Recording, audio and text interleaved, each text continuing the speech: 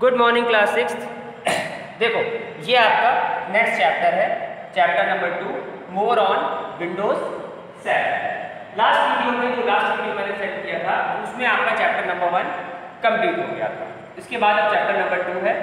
Chapter number 2 है Windows 7 के बारे में, ठीक है, उसकी अलग अलग फीचर्स के बारे में। लेकिन विंडोज 7 होता क्या है पहले वो जानना है, फिर उसके जैसे और कौन के सॉफ्टवेयर होते हैं वो भी जानना जरूरी है, जो कि आपकी बुक में नहीं दिया हुआ है, लेकिन उसको पहले एक्सप्लेन करेंगे कि विंडोज 7 क्या होता है, ऑपरेटिंग सिस्टम क्या होता है, कौन कौन से ऑपरेटिंग सिस्टम होते हैं। उसके बाद विंडोज 7 वाले टॉपिक पे आएंगे, ठीक है। तो जैसे आप लोगों ने देखा होगा कि विंडोज 7 सबने यूज़ किया है, सबको पता है किस तरह से यूज़ करते हैं। लेकिन विंडोज 7 एक सॉफ्टवेयर है, ठीक है, ये तो सबको पता है, लेकिन वो सॉफ्टवेयर किस कैटेगरी में आता है ये जानना जरूरी है। देखो एक वर्ड होता है ऑपरेटिंग सिस्टम। तो ये विंडोज 7 जो है ये ऑपरेटिंग सिस्टम है। ऑपरेटिंग सिस्टम क्या होता है ये जानना, ये भी जरूरी चीज़ है।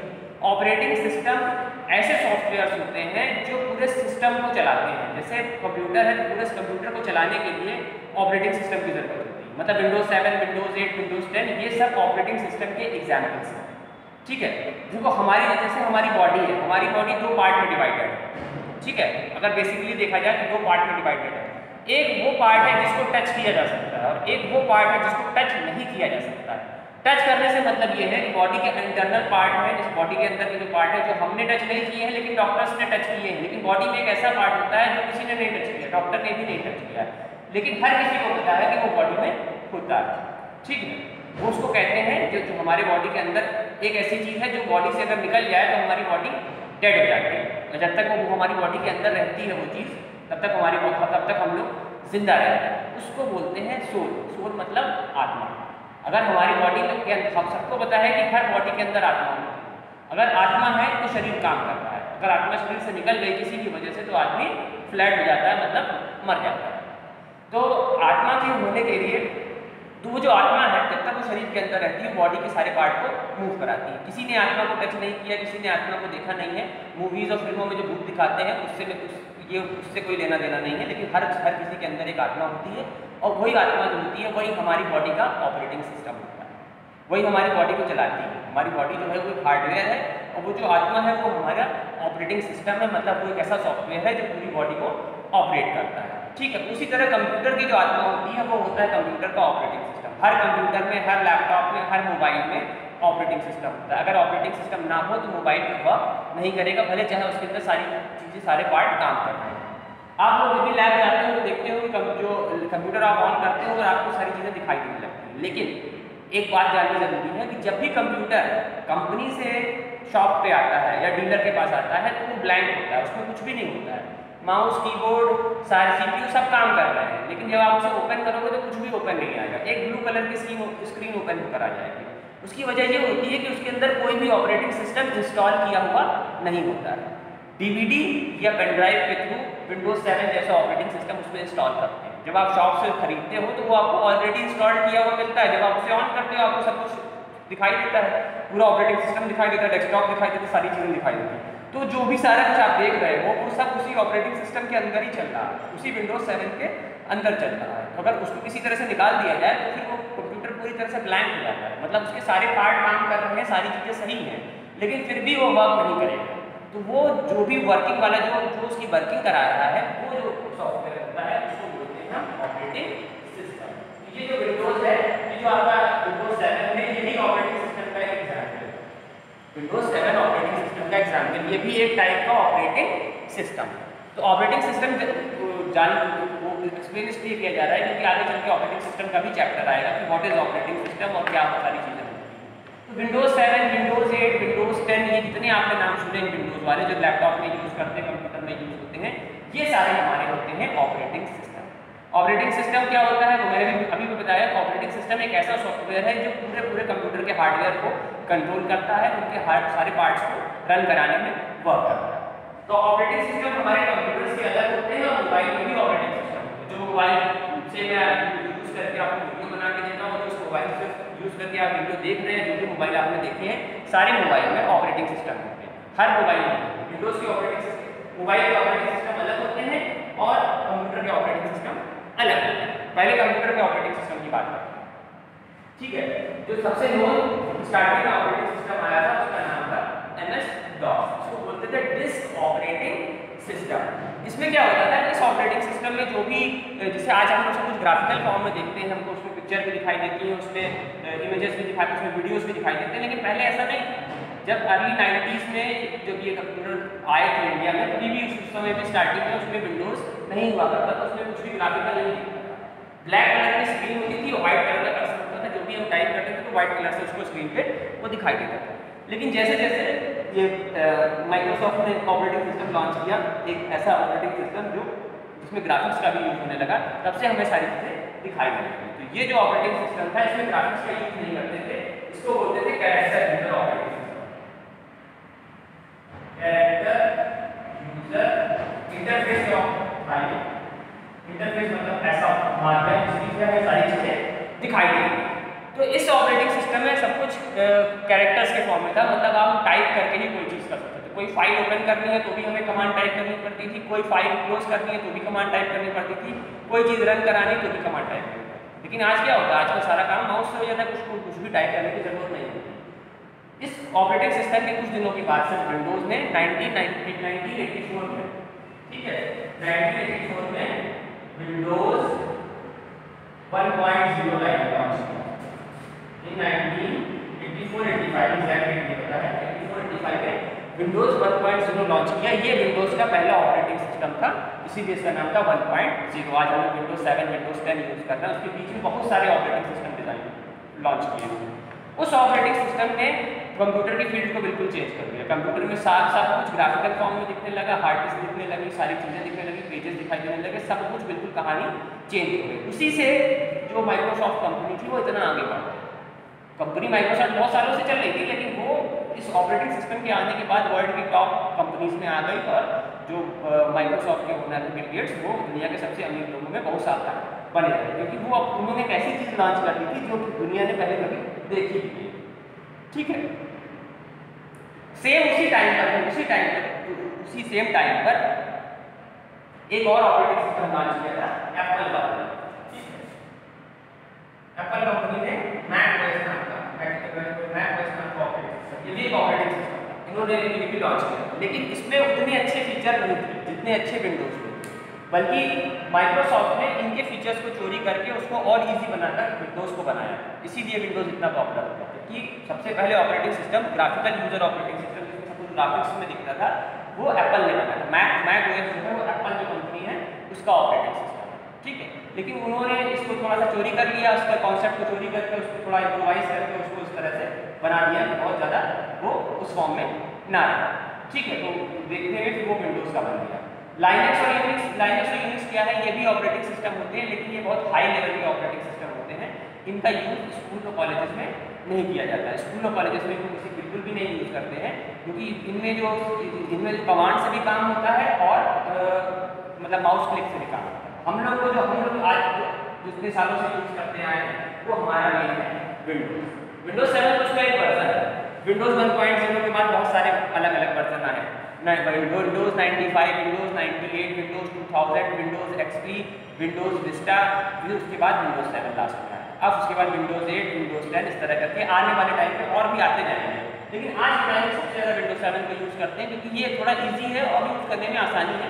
विंडोज 8 और विंडोज 10 जो है वो इजीली इंस्टॉल नहीं होंगे सारे कंप्यूटर पे, सारे हार्डवेयर पे उतना सपोर्ट नहीं करते, तो इस वजह से उनकी पॉपुलैरिटी अब उतनी कम है। लेकिन आप हो सकता है जब तक आप लोग बहुत बड़े हो जाए तब विंडोज 7 का यूज़ बंद हो जाए और दूसरा कोई विंडोज ऑपरेटिंग सिस्टम आने लगे। तो हर 3-4-5 साल में माइक्रोसॉफ्ट एक नया ऑपरेटिंग सिस्टम लॉन्च करता है। ये जितने भी आप एग्जाम्पल देख रहे हैं, डॉस हो चाहे विंडोज हो, मैक हो, लाइनक्स हो, जो लाइनक्स हो, ये सब ऑपरेटिंग सिस्टम हमें सारे नहीं पढ़ने हैं, आपको सिर्फ एक ही पढ़ना है, विंडोज के बारे में पढ़ना, विंडोज 7 के बारे में पढ़ना, बाकी के बारे में नहीं पढ़ना है। लेकिन ऑपरेटिंग सिस्टम होता क्या है ये जानना जरूरी होता है। मोबाइल में अपने ऑपरेटिंग सिस्टम होते हैं, तो एप्पल के मोबाइल आते हैं, आईफोन के होते हैं, उसमें iOS होता है। जो हम लोग नॉर्मली मोबाइल यूज करते हैं वो एंड्रॉइड मोबाइल है। एंड्रॉइड जो होता है क्या होता है, एंड्रॉइड से कहते हैं एंड्रॉइड फोन है। एंड्रॉइड एक ऑपरेटिंग सिस्टम है, एंड्रॉइड मोबाइल का ऑपरेटिंग सिस्टम है। वो भी एक सॉफ्टवेयर है जो कि पूरे कंप्यूटर को, पूरे मोबाइल को कंट्रोल करता है। ये एंड्रॉइड ऑपरेटिंग सिस्टम है। टेक्निकल लैंग्वेज में कहेंगे तो ये मोबाइल का ऑपरेटिंग सिस्टम है। फिर जो नोकिया के मोबाइल आते हैं, बहुत कुछ मोबाइल ऑपरेटिंग सिस्टम होता है। विंडोज़ ने कंप्यूटर के लिए जो बनाया वो विंडोज 7 और विंडोज 8 टाइप के ऑपरेटिंग सिस्टम है, लेकिन उन्होंने मोबाइल के लिए भी बनाया। नोकिया के जो नए मोबाइल आते हैं, क्योंकि नोकिया जो है वो अब माइक्रोसॉफ्ट की कंपनी बन चुकी है, तो उनके मोबाइल में आप जो आने लगे हैं उनमें किसी में एंड्रॉइड नहीं होता है, लेकिन बहुत सारे विंडोज़ मोबाइल है। तो ये कहानी है हमारी ऑपरेटिंग सिस्टम की। ऑपरेटिंग सिस्टम होता क्या है और किस तरह वर्क करता है। मोबाइल के ऑपरेटिंग सिस्टम अलग होते हैं, कंप्यूटर के ऑपरेटिंग सिस्टम अलग होते हैं, लेकिन हमको जो बड़ा पढ़ना है वो है हमारा विंडोज़, मतलब विंडोज़ 7। इसके बारे में आपको आगे बताया जाए, जो आप लोग यूज़ भी कर रहे हैं आज के टाइम पे। जो पार्ट मैंने जितना भी बताया वो आपकी बुक का पार्ट नहीं है, लेकिन वो भी कोर्स में आगे चल के आता है, क्योंकि विंडोज 7 सबको पता है क्या होता है।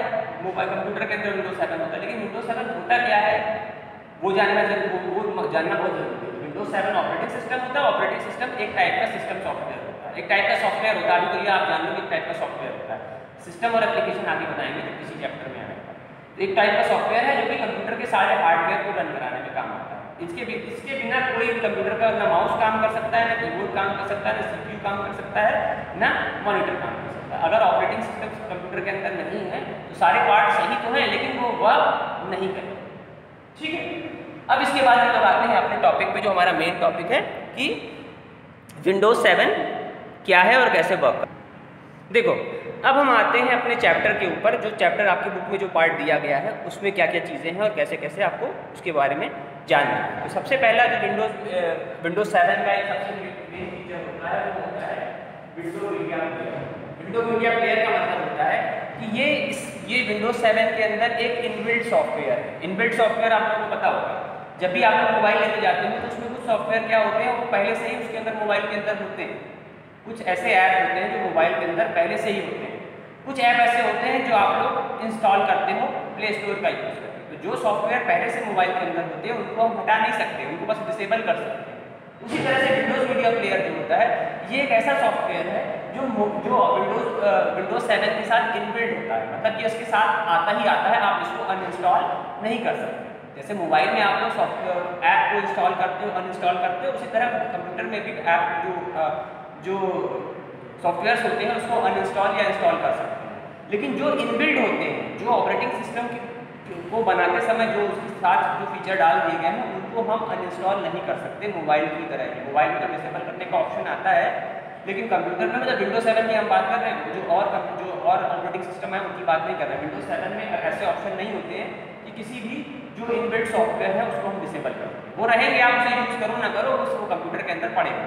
तो ये विंडोज मीडिया प्लेयर जो होता है ये विंडोज 7 के साथ इनबिल्ट होता है। ये भी एक सॉफ्टवेयर है। ये विंडोज नहीं, मीडिया प्लेयर। मीडिया प्लेयर का मतलब है ये एक ऐसा सॉफ्टवेयर है जो ऑडियो और वीडियो फाइल को रन कराने में काम आता है। भाई अगर हमको सॉन्ग सुनना है तो उसके लिए हमारे पास कोई ना कोई प्लेयर होना चाहिए। समझो ये वही प्लेयर है। जैसे मोबाइल में हम लोग ऑडियो वीडियो प्लेयर होते हैं और VLC मीडिया प्लेयर होता है, इस तरह के प्लेयर होते हैं। तो उसी तरह से ये भी एक प्लेयर होता है। ये विंडोज़ का है तो ये ऑपरेटिंग सिस्टम के साथ इनबिल्ट होता है। तो किसी भी तरह की मूवी को चलाने के लिए, किसी भी तरह के सॉन्ग को चलाने के लिए इन प्लेयर की जरूरत होती है। जब हम उस मूवी या सॉन्ग पे क्लिक करेंगे तो ऑटोमेटिकली वो मूवी या सॉन्ग जो होगा वो उस प्लेयर में ओपन हो जाएगा। अगर कंप्यूटर के अंदर कोई भी प्लेयर ना हो, विंडोज मीडिया प्लेयर भी ना हो, तो मूवी और सॉन्ग चल ही नहीं सकते। उसी तरह मोबाइल में भी, अगर मोबाइल में भी आपके पास कोई भी प्लेयर नहीं होता है, बहुत सारे प्लेयर आते हैं, बहुत सारे इनबिल्ट होते हैं पहले से ही, तो एंड्रॉइड के साथ आते ही आते हैं, मतलब उसके साथ में पहले से ही इंस्टॉल कर दिए गए हैं, उसको आप नहीं हटा सकते। लेकिन अगर मान लो कोई ऐसा हो कि कोई ऐसा एंड्रॉइड हो जिसमें प्लेयर ना हो, तो बिना प्लेयर इंस्टॉल किए आप कोई भी मूवी या कोई भी सॉन्ग नहीं चला सकते। तो उसी तरह से ये भी एक टाइप का सॉफ्टवेयर है जो ऑडियो या वीडियो फाइल को रन कराने में काम आता है। यूज टू रन ऑडियो और वीडियो फाइल्स। ऑडियो या वीडियो फाइल्स का मतलब जो मूवीज होती है वो हमारी वीडियो फाइल्स है, और जो सॉन्ग्स होते हैं वो हमारी ऑडियो फाइल्स है। पहले भी मैंने बताया कि कंप्यूटर के समझने के लिए वो सब फाइल्स है। हमको दिखाई दे रहा है कि मूवी ये सिस्टम में ये मूवी पड़ी हुई कंप्यूटर के अंदर, ये मूवी सेव है, लेकिन उसको ये नहीं पता है कि ये मूवी है, उसको ये पता है कि एक तरह की वीडियो फाइल है। तो और अगर मान लो सॉन्ग्स पड़े हुए हैं तो उसके लिए वो ऑडियो फाइल है। ऑडियो फाइल हो या वीडियो फाइल हो, उसको चलाने के लिए विंडो मीडिया प्लेयर की जरूरत होती है। और भी इसके कई सारे फीचर होते हैं सॉन्ग्स के साथ साथ रन कराने के लिए, और भी कई सारी ऐसी चीज़ें हैं जिसके जो विंडो मीडिया प्लेयर में यूज़ करते हैं। CD को बर्न करने के लिए विंडो मीडिया प्लेयर का यूज़ किया जाता है। बर्निंग क्या होती है वो बताएंगे इस बारे में। देखो सेकंड आता है आपका, इसमें यही पार्ट है, विंडो मीडिया प्लेयर का यूज करके हम कोई भी ऑडियो चला सकते हैं, कोई भी वीडियो चला सकते हैं, उसको आगे पीछे भी कर सकते हैं। तो मूवी देखनी हो तो उसके लिए विंडो मीडिया प्लेयर का यूज कर सकते हैं, सॉन्ग सुनने हो तो उसके लिए विंडो मीडिया प्लेयर का यूज कर सकते हैं, और अलग से भी हम प्लेयर इंस्टॉल कर सकते हैं। VLC मीडिया प्लेयर आता है, बहुत कॉमन यूज होता है, मोबाइल में भी आता है, कंप्यूटर में भी आता है। तो नॉर्मली लोग VLC मीडिया प्लेयर का यूज करते हैं, लेकिन थोड़ा और अच्छी क्वालिटी का होता है, तो उस प्लेयर से ऑडियो वॉइस होती है उसको भी हम इंक्रीज कर सकते हैं, ठीक है। लेकिन इनबिल्ट जो होता है विंडोज 7 के साथ जो इनबिल्ट होता है वो हमारा विंडोज मीडिया प्लेयर होता है। बाकी अगर कोई और प्लेयर यूज करना है तो उसको हमको अलग से इंस्टॉल करना है, ठीक है। नेक्स्ट टॉपिक आपका आता है copy CD to your computer. अगर कोई CD हमारे पास है, ठीक है, CD सबने देखी होगी, CD का फुल फॉर्म होता है कॉम्पैक्ट डिस्क। तो अगर कोई CD हमारे पास है तो CD का जो भी डाटा है उसको हमको कॉपी करना है। पहले के टाइम में ज़्यादा यूज होती थी, अब तो पेन ड्राइव यूज करते हैं। जो CD प्लेयर आ रहे थे उसमें CD लगाकर फिल्में देखी जाती थी, अभी भी कहीं यूज होती है लेकिन उतनी ज़्यादा यूज नहीं, धीरे धीरे उसका यूज अब खत्म हो गया, क्योंकि मोबाइल में इतनी सारी चीज़ें अवेलेबल हो गई हैं कि CD का लोग नहीं खरीदते हैं, बहुत कम लोग खरीदते हैं। अभी बहुत लोगों के घर में भी पड़ी होगी। मान लो कोई CD है उसके अंदर कुछ डाटा पड़ा हुआ है, कोई मूवी पड़ी हुई है, मूवी को CD से कंप्यूटर में कॉपी करना है, ठीक है। तो उसके लिए सबसे सिंपल तरीका जो होता है, बुक में तो पूरी कहानी लिखी हुई है लेकिन सीधे सिंपल तरीका बताएं कि उसमें क्या होता है, कंप्यूटर में CD ड्राइव होती है। CD ड्राइव होता है जिसमें हम CD लगा सकते हैं, हर कंप्यूटर में नहीं होती है। आप लोगों को याद हो, जो लोग यहाँ पहले से पढ़ रहे हैं, जो न्यू स्टूडेंट हैं उन्होंने लैब नहीं देखी है, लेकिन जो लोग पहले से पढ़ रहे हैं सबने लैब देखी है। लैब में जितने भी कंप्यूटर है किसी में भी CD ड्राइव नहीं लगी, ठीक है, क्योंकि लैब के कंप्यूटर में CD ड्राइव की जरूरत ही नहीं है। लेकिन और भी कई कंप्यूटर रखे हुए हैं स्कूल के अंदर जिनमें CD ड्राइव लगी हुई है। तो अगर हमें कभी कोई डेटा CD से कॉपी करना होगा तो उसी CD ड्राइव में हमको वो CD इंसर्ट करना है। उसके बाद वो CD ड्राइव अपने आप से, जैसे पेन ड्राइव ओपन होती है, अपने आप से कंप्यूटर में माई कंप्यूटर में ओपन होता है। एक ड्राइव अलग से दिखाने लगता है, जहाँ पर आपको C drive, D drive, P drive दिखाता है, वहीं पर CD ड्राइव का भी ऑप्शन अपने आप से दिखाने लगता है। उस पर क्लिक करेंगे तो फिर सारा डेटा आपको दिखाई देगा। फिर उसको कंट्रोल A से पूरा डेटा हमको सेलेक्ट करना है। कंट्रोल A से या माउस से भी पूरा सेलेक्ट कर सकते हैं, पूरा माउस एक बार घुमा देंगे सेलेक्ट हो जाएगा। फिर राइट क्लिक करके उसको वहाँ से कॉपी करते हैं, जहाँ पर भी उसको पेस्ट करना है उसको वहाँ पर ले जाके जिस भी ड्राइव में, D ड्राइव में करना है, F ड्राइव में करना है, उस ड्राइव में जाएंगे और राइट क्लिक करके पेस्ट में क्लिक कर देंगे। ऑटोमेटिकली वो जो डेटा CD में था वो वहाँ से कॉपी होकर वहाँ पर पेस्ट होगा, ठीक है। जो भी डेटा अगर CD के अंदर रखा हुआ है उसको कॉपी करने के लिए बस CD को हमें ओपन करना है, उसकी सारी फाइल्स को सेलेक्ट करना है और राइट क्लिक करके कॉपी के ऑप्शन पे क्लिक करना है। कॉपी करने के बाद जहाँ पर भी पेस्ट करना है उस ड्राइव में जाएंगे और वहाँ पर राइट क्लिक करके पेस्ट कर देंगे, सारा डेटा वहाँ पर कॉपी हो जाएगा। तो ये CD से डेटा कॉपी करने की जो प्रोसेस होती है इसी को बोलते हैं रैपिंग। रैपिंग के भी चैप्टर आप लोगों ने लिखा होगा, तो रैपिंग वर्ड कई जगह पे आपने पढ़ा है, ट्रू फॉल्स में भी आता है और फिल इन द ब्लैंक्स में भी रैपिंग वर्ड यूज होता है। तो ये रैपिंग का मतलब यही होता है, रैपिंग का मतलब है कि वो CD का जो डेटा है उसको कॉपी करके कंप्यूटर में कहीं पर सेव कर। दूसरी बात आती है, मान लो कंप्यूटर में कुछ डेटा है उसको हमको CD में सेव करना है, ठीक है। मान लो कंप्यूटर में कोई डेटा है, कंप्यूटर में वो डेटा CD में हमको सेव इसलिए करना है कि मान लो कल को कंप्यूटर खराब हो जाए तो डेटा हमारा CD में सेव रहे, जब हम चाहे तो जरूरत पे यूज कर लें। तो जो अगर हमको CD में कोई डेटा कॉपी करना होता है उस प्रोसेस को बोलते हैं बर्निंग। बर्निंग का मतलब होता है जलना, जलना बर्निंग का मतलब CD में डेटा को कॉपी करना। तो CD में डेटा को कॉपी करने के लिए कुछ करना नहीं होता है, विंडो मीडिया प्लेयर की हेल्प से भी हो जाता है। इसमें प्रोसेस होती है, उस प्रोसेस के through window media player open करेंगे तो बर्निंग का ऑप्शन आता है, वहाँ से भी बर्न कर सकते हैं CD को। बर्न करने का मतलब है कि एक ब्लैंक CD आपके पास होनी चाहिए। ब्लैंक मतलब 10 रुपए की मार्केट में आती है, तो ब्लैंक CD होनी चाहिए। और जो CD DVD ड्राइव है वो आपकी ऐसी होनी चाहिए कि वो बर्न कर सकती है, क्योंकि बहुत सारी DVD ड्राइव आती है जो सिर्फ रीड कर सकती है, उसमें बर्निंग की प्रोसेस नहीं होती है। उसमें रीड और राइट करने की, राइट करना मतलब उसको कॉपी करने की प्रोसेस के फीचर्स नहीं होते। तो इस तरह के DVD ड्राइव भी जो आजकल जो आते हैं DVD राइटर आते हैं, तो उसमें CD DVD जो भी कॉपी करना हम कॉपी कर सकते हैं, ठीक है। तो उस तरह की ड्राइव भी होनी चाहिए, ऐसा नहीं कि नॉर्मल ड्राइव से नहीं होता। जो नॉर्मल CD ड्राइव आती है उनसे नहीं होता है। जो DVD राइटर आते हैं वो CD को भी राइट कर सकते हैं, DVD को राइट करने का मतलब यही है कि कंप्यूटर के डेटा को CD में ले जाकर पेस्ट करते हैं। लेकिन जब हम CD में पेस्ट करते हैं तो वो परमानेंटली पेस्ट हो जाता है, फिर उसको हम वहाँ से रिमूव नहीं कर सकते। नॉर्मल CD की बात कर रहे हैं, जो नॉर्मल 10 रुपए की CD आती है, तो उसमें हमने डेटा कॉपी कर दिया कंप्यूटर से CD के अंदर, तो फिर उसको हम किसी की तरह से रिमूव नहीं कर सकते। तो जो ये बर्निंग वर्ड भी आपने कई बार सुना है, किसी चैप्टर के अंदर। तो बर्निंग का मतलब यही है कि जब भी हम डेटा कोई डेटा जो कंप्यूटर के अंदर है उसको CD या DVD में कॉपी करते हैं, उसको बोलते हैं बर्निंग। वो पूरी प्रोसेस होती है, उसमें 10-5 मिनट का टाइम लगता है। जो डेटा होता है उसको सेलेक्ट करना पड़ता है, फिर उसमें ऑप्शन आता है बर्निंग का, उस पर क्लिक करते हैं तब जाके वो बर्न होता है। देखो ये तो अगर स्कूल ओपन होता अभी तो भी ये हम आपको नहीं दिखा सकते, क्योंकि ये इतनी ईजी प्रोसेस है नहीं कि आपको उसको हम दिखा दें कैसे होगा। लेकिन धीरे धीरे जब आगे की क्लास में आप जाओगे तो आपको यूज़ करते करते समझ में आ जाएगा। अभी खाली इसका ओवरव्यू है कि बर्निंग होती क्या है, लेकिन कैसे CD राइट करते हैं, कैसे कॉपी करते हैं, तो थोड़ा थोड़ा धीरे और आगे की क्लास में आप जाओगे तो उसमें कहीं ना कहीं आएगा, तब उसको बता देंगे किस तरह से CD को कॉपी किया जाता है। उसके लिए बस एक ब्लैंक CD होनी चाहिए और जो CPU है उसमें CD ड्राइव होनी चाहिए, मतलब DVD राइटर होना चाहिए। DVD राइटर अलग होता है और नॉर्मल CD ड्राइव अलग होता है। उसके बाद जो भी डेटा है उसको हम उसके अंदर कॉपी करते हैं, तो वो पूरी एक प्रोसेस परफॉर्म होती है। उसके बाद जाके आपको बुक में फिगर गिवन है, उस प्रोसेस को परफॉर्म होने के बाद जाके डेटा जो है वो सिस्टम से DVD के अंदर या CD के अंदर कॉपी होने के बाद हम उसको इरेज नहीं कर सकते। नॉर्मल की बात करें, नॉर्मल CD DVD जो आती हैं उनमें हम डेटा को इरेज नहीं कर सकते। हमने अगर कोई डेटा CD से कंप्यूटर में कॉपी किया तो कंप्यूटर में जहाँ भी कॉपी किया उसको हम डिलीट कर सकते हैं। लेकिन अगर हमने कंप्यूटर से DVD के अंदर या CD के अंदर डेटा कॉपी कर दिया, मैं बार बार कह रहा हूँ नॉर्मल CD या DVD, नॉर्मल CD DVD अलग होती है और एक और टाइप की CD और DVD आती है, उसको बोलते हैं रिराइटेबल। उनमें डेटा डिलीट करने की कैपेबिलिटी होती है, हम कॉपी भी कर सकते हैं और समय रहते डिलीट भी कर सकते हैं, लेकिन वो अलग तरह की होती है, उनकी कॉस्ट भी अलग होती है। क्योंकि जो नॉर्मल DVD आती है हमारी 10 रुपये की CD आती है, 20 रुपये की DVD आती है, किसी भी जो बुक्स वाली शॉप होती है, स्टेशनरी वाली शॉप उनके पास होती है, ठीक है। तो वहाँ से खरीद करके हम कोई भी डेटा उसमें कॉपी कर सकते हैं। हालांकि अब उनका यूज़ नहीं किया जाता क्योंकि सबके पास पेन ड्राइव है, पेन ड्राइव भी इतनी सस्ती होती है कि नॉर्मली लोग पेन ड्राइव का यूज़ करते हैं, लेकिन अभी आपके चैप्टर में दिया हुआ है तो इसको बताना है, बाकी सब खास यूज़ नहीं।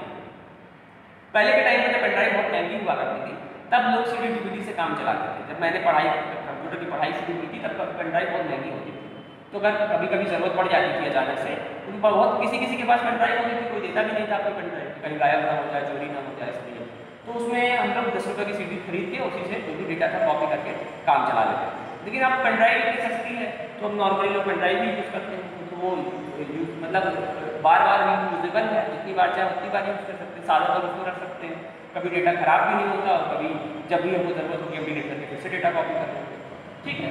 लेकिन ये भी जानना जरूरी है कि किस तरह से जो कंप्यूटर का डेटा है उसको CD या DVD में कॉपी किया जाए। तो वो जो प्रोसेस होती है जिसके थ्रू हम कंप्यूटर का डेटा CD या DVD में कॉपी करते हैं उसी को बोलते हैं बर्निंग। रिपिंग और बर्निंग में एक डिफरेंस, रिपिंग का मतलब है CD का डेटा कंप्यूटर में कॉपी करना, बर्निंग का मतलब है कंप्यूटर का डेटा CD या DVD में कॉपी करना, ठीक है। तो आधा तो चैप्टर आपका यही है, इसके बाद आधा पार्ट और आता है, उसमें और भी इसके अलग अलग फीचर बताए जाएंगे कि उसमें क्या क्या फीचर होते हैं, किस किस तरह से उनको यूज़ किया जाता है, ठीक है। तो नेक्स्ट क्लास में उसको एक्सप्लेन करेंगे। अगर इस वीडियो में भी किसी को लगता है कि वॉइस की प्रॉब्लम हो तो फिर से मुझे बताना, मैं और कोई दूसरा मेथड ट्राई करूँगा जिससे वॉइस और क्लियर हो जाए, क्योंकि अब इससे ज़्यादा वॉइस क्लियर नहीं हो सकती है।